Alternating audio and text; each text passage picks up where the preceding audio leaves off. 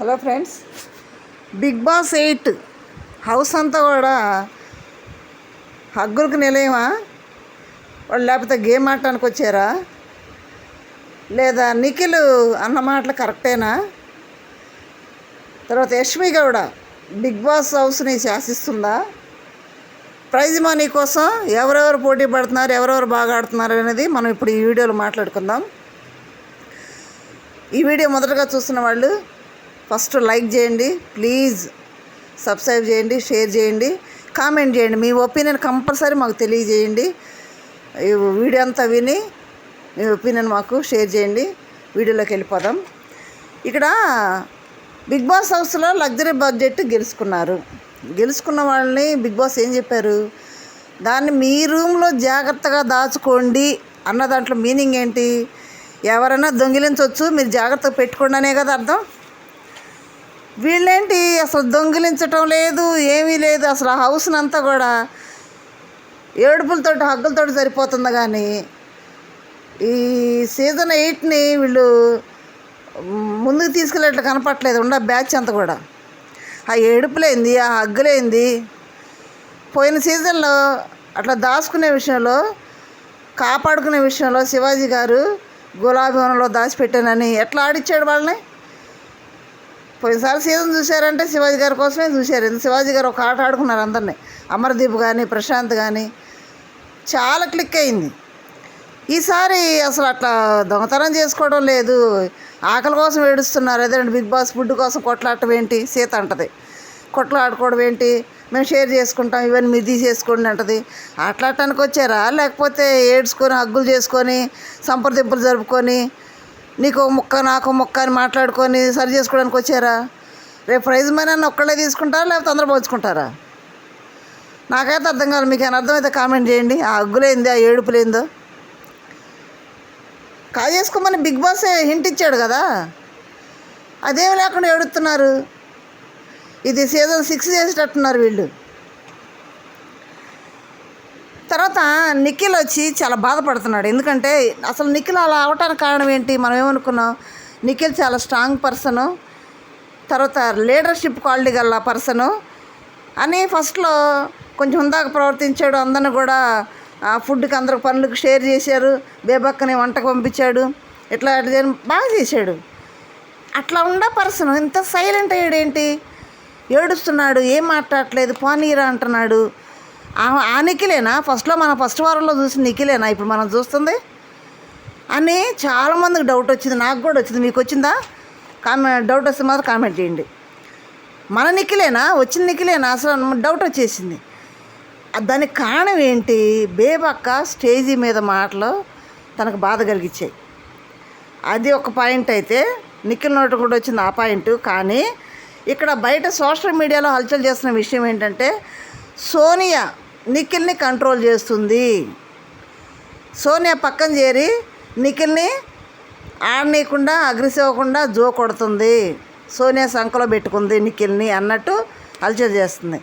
కానీ చూస్తుంటే ఇప్పుడు సోనియా ఫిజికల్గా నేను ఆటలు ఆడలేను అంటుంది.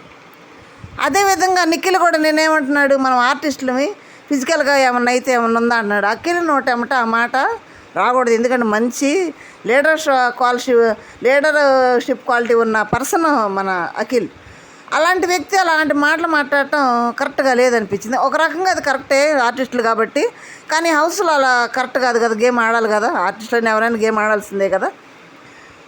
ఇక్కడ అంత అగ్రెసివ్గా అంత ఆటలాడాలి అని ఆక్రోషంగా వచ్చిన నిఖిల్ని సోనియా ఎందుకు సైలెంట్ చేసింది? సోనియా ఎందుకు అలా పప్పెట్టుగా చేసేసింది? చాలా దిగజార్చింది సోనియా నిఖిల్ని. ప్రతిదానికి పక్కన చేరి నువ్వు అన్నది కరెక్ట్, నువ్వు సైలెంట్ అవ్వు, నువ్వు మాట్లాడొద్దు, ఇట్లా బుజ్జగిస్తూ వచ్చింది. ఫ్రెండ్గా ఉండాలి కానీ బిగ్ బాస్ పనికిరాదు కదా. అందుకని నిఖిల్ ఈరోజు ఆడిన ఆట తీరైతే చాలా బాగుంది. ఇప్పుడు రిలీజ్ అయ్యాడు. బేబక్క వల్ల నేను కొంచెం మాట్లాడటం వల్ల కొంచెం ఇలా నాకు బాధేసింది. అందుకే నేను సైలెంట్ అయ్యాను. 2 రోజులు టైం ఇస్తే నేను సెట్ అవుతాను అని కన్నీళ్ళు పెట్టుకున్నాడు. ఎందుకంటే బేబక్క కొంచెం వెనక్కి ఫ్రెండ్షిప్ బ్యాండ్ ఇచ్చేయటం, వెనక్కి నీ గ్రూపులో నేను పక్కకి వెళ్ళిపోవటం, ఇదంతా కొంచెం బాధ కలిగించినాయి నిఖిల్కి. మనసుకు తీసుకున్నాడు, బాధేసి సైలెంట్ అయ్యాడు. సరే అంటే ఏం మాట్లాడకుండా మౌనంగా ఉండిపోయాడు పాపం. ఈరోజు నిన్నైతే కన్నీళ్ళు కూడా పెట్టుకున్నాడు. కానీ నిఖిల్ స్ట్రాంగ్ పర్సన్, ఫిజికల్గా చాలా స్ట్రాంగ్ పర్సన్. ఇప్పుడు ప్రైజ్ మనీ కోసం పోటీలు పడతా ఉన్నారు. ప్రైజ్ మనీ కోసం పోటీలు పడే విషయంలో 9 బ్యాచ్లో 6 ఉన్నారు, యష్మి గౌడ బ్యాచ్లో 5 ఉన్నారు. నిఖిల్కి ఉంది 2, నిఖిల్ మణికంఠ వీళ్ళిద్దరే ఉన్నారు. ఏ ఆట ఆడినా వీళ్ళిద్దరే ఆడాలి, ఒకళ్ళొకసారి ఇద్దరే ఆడాలి. ఇక్కడ నిఖిల్ ఫిజికల్గా స్ట్రాంగ్ అయితే మణికంఠ బ్రెయిన్తో స్ట్రాంగ్ ఆడతాడు, మెంటలీగా స్ట్రాంగ్, బ్రెయిన్తో బాగా ఆడగలడు. ఎందుకంటే తర్వాత ఏదన్నా సన్నటి గేమ్లు పెట్టినా తేలిగుండే పర్సన్, సన్నటి పర్సన్ కాబట్టి ఈజీగా ఆడగలడు. అట్లా ఇద్దరు చెరొక గేమ్ ఆడుతూ వచ్చారు. ఈరోజు ఆడిన ప్రోమోల్లో వచ్చిన గేములు చూస్తే నిఖిల్ వాళ్ళే గెలిచారు. తర్వాత జుట్టు తీసేయాలన్న దాంట్లో విషయంలో పృథ్వీ ఫెయిల్ అయిపోయాడు. మంట కాదు అది తీస్తుంటే, ఒక మాట కూడా మాట్లాడుకుని నిఖిల్ స్ట్రాంగ్గా ఉన్నాడు. మణికంఠ చేస్తూ ఉంటే పాప స్ట్రాంగ్గా ఉన్నాడు. స్ట్రాంగ్ పర్సన్ నిఖిల్, చాలా స్ట్రాంగ్ పర్సన్. అది కరెక్ట్ కాదు. మణికంఠ చాలా స్ట్రాంగ్ పర్సన్. సోనియా అంటుంది మణికంఠ ఫస్ట్ వీక్లో మనం ఏదో ఏడుస్తున్నాడు, మెంటలీ చాలా వీక్ అనుకున్నాం మనం, కానీ మణికంఠ చాలా స్ట్రాంగు. అప్పుడంటే అందరు ఒక్కసారి నామినేట్ చేయబట్టి కొంచెం ట్రిగర్ అయ్యాడు మనిషి, కొంచెం టెన్షన్ పడ్డాడు. దానివల్ల తనలో బండ బాధ అంతా బయటకు వచ్చింది తప్పితే తన మెంటలీగా చాలా స్ట్రాంగ్ మణికంఠ. ఇప్పుడు గేములు చూస్తుంటే నాకు చాలా ఆశ్చర్యం వేస్తుంది మణికంఠను చూస్తుంటే, సోనియా అంటుంది. చూసావా, వాళ్ళే చెప్పుకునే విధంగా తయారయ్యాడు మణికంఠ. అంత స్ట్రాంగ్గా ఆడుతున్నాడు ఆట. నిఖిల్ స్ట్రాంగ్గా ఆడుతున్నారు. ఇప్పుడు వాళ్ళకి ఏం భయం పెట్టుకుందంటే Nikhil strong, physical strong, Manikantha strong, వీళ్ళిద్దరు కలిసి స్ట్రాంగ్ ఆడుతున్నారని అభినయ్ అంటాడు. వాళ్ళిద్దరు స్ట్రాంగ్ పర్సన్సే, వాళ్ళిద్దరు కలిసి ఆడితే ఏమన్నుందా అసలు అన్నట్టు మాట్లాడుతున్నాడు. అయితే ఇంతకుముందు సోనియా ఏముంది, నేను ఆడపులిని అంది. ఆడపిల్ల మీకేమనిపిస్తుంది కామెంట్ చేయండి. ఆడపులే ఫస్ట్లో అందరూ అనుకున్నారు ఆడపులేని. ఫస్ట్ వీక్ అంతా కూడా నామినేట్ చేసిన మాట్లాడటం కానీ ఇవన్నీ మాట్లాడటం కానీ ఆడపులే, కానీ మరి పిల్ల అయిపోయింది. ఇప్పుడు ఈరోజు ప్రోమోలో చూడండి, గేమ్లో బోర్లో పడిపోయింది పాపం, స్లిప్ అయ్యి కింద పడింది, బాగా దెబ్బతలినట్టుంది. ఎందుకంటే ఫిజికల్గా నేను ఆటలు ఆడలేనని తనే ఒప్పుకుంటుంది. ఇంకా ఆడపిల్ల అయిపోయింది. పుల్లెక్కడ ఇంకా నేనే విన్నర్ని అని తనోడు చెప్పుకుంటుంది, అన్నీ తనే మాట్లాడుకుంటుంది. నేనే ఆడపుల్ని, నేనే విన్నర్ని అంటుంది. పోయి బోర్లకు పడింది గేమ్లో. అది సోనియా పని. అయితే యష్మి గౌడ అసలు ఏం శాసిస్తుంది హౌస్ని. ఈ యష్మి గౌడ కూడా బిగ్ బాస్ సీజన్ 8 అలా కూడా సీజన్ 6 అయ్యేటట్టుంది.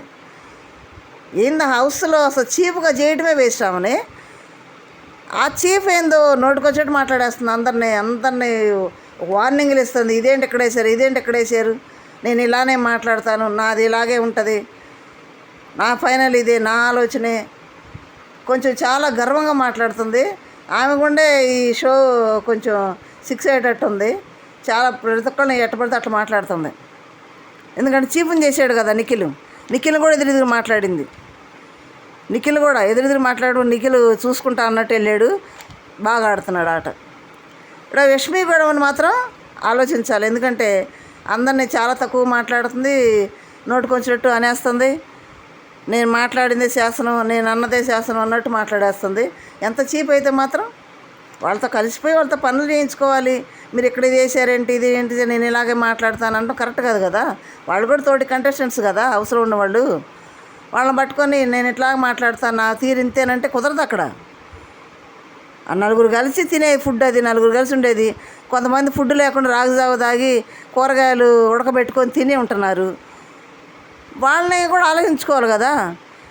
వీళ్ళు చికెన్లో మటన్లు వండుకుంటా అవి ఎక్కడెక్కడో కవర్లు వేసి, ఎక్కడ ఎవరు వేసారంటే విష్ణు వేసిందంటే ఎందుకు వేసావు, నా మాట తెలిసింది అది కాదు కదా. మామూలుగా చెప్పుకోవచ్చు కూడా. చీప్ అయినప్పుడు అట్లా ఏదో డస్ట్బిన్లో వేయండాను, లేకపోతే ఇలా ఉంచుకున్నాను చెప్పి చేయించుకోవచ్చు. తన బిహేవియర్ మాత్రం కొంచెం స్ట్రాంగ్గా ఉంది. కొంచెం అందరికి కూడా బాధాకరంగా అనిపిస్తుంది. నిఖిల్ కూడా బాధపడ్డాడు యశ్వి అన్న మాటలకి.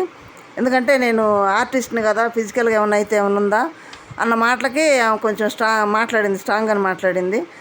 కానీ నిఖిల్ ఆలోచనలో నేను కరెక్టే, ఆర్టిస్ట్ కాబట్టి దెబ్బలు తగిలితే ఇబ్బంది అవుతుంది కదా అన్నట్టు మాట్లాడాడు. కానీ ఇక్కడ బిగ్ బాస్ హౌస్లో కుదరదు కదా. ఆర్టిస్ట్ అయినా ఆడాల్సిందే, బయట ఎవరైనా సామాన్యుడైనా ఆడాల్సిందే. ఆడే గెలుచుకోలేదని ఇప్పుడు ప్రైజ్ మనీ పోటీ పడుతున్నారు. నిఖిల్ మణికంఠ స్ట్రాంగ్ ఆడుతున్నారు, అన్ని గేముల్లో గెలుస్తున్నారు. ఇంకో మెంటలీ గేమ్ కూడా ఇంకోటి ఉంది, అది మనకు ప్రోమోలో చూపించలేదు. ఇప్పటివరకు ఆటలో నిఖిల్ మణికంఠ గెలిచారు. ఇంకో మెంటలీ గేమ్ ఉంది, అది మనకి ప్రోమోలో చూపించలేదు, తర్వాత చూపిస్తారేమో. మరి దాంట్లో ఎవరు గెలిచారో చూడాలి. ఇప్పటివరకు అయితే ప్రైజ్ మనీ మణికంఠ నిఖిలే గెలుస్తూ వచ్చారు. ఒకటి విష్ణుప్రియ గెలిచింది. మరి చూడాలి ముందు ముందు ఎలా ఉండబోతుందో. ఈ నామినేషన్లో ఉన్న 8 మందిలో 8 మందిలో మరి ఎవరుంటారో ఎవరు వెళ్తారో మనం నిఖిల్, విష్ణుప్రియ, మణికంఠ, నయని, ఆదిత్య, కిరాక్, సీత, పృథ్వీ, శేఖర్ భాష వీళ్ళల్లో మరి ఎవరు వెళ్తారు ఎవరు ఉంటారు అనేది మీరు నాకు కామెంట్ రూపంలో తెలియజేయండి. ఎవరు ఆట బాగుందో కూడా కామెంట్ రూపంలో తెలియజేయండి. మీ ఒపీనియన్ షేర్ చేయండి, లైక్ చేయండి, షేర్ చేయండి. Thank you.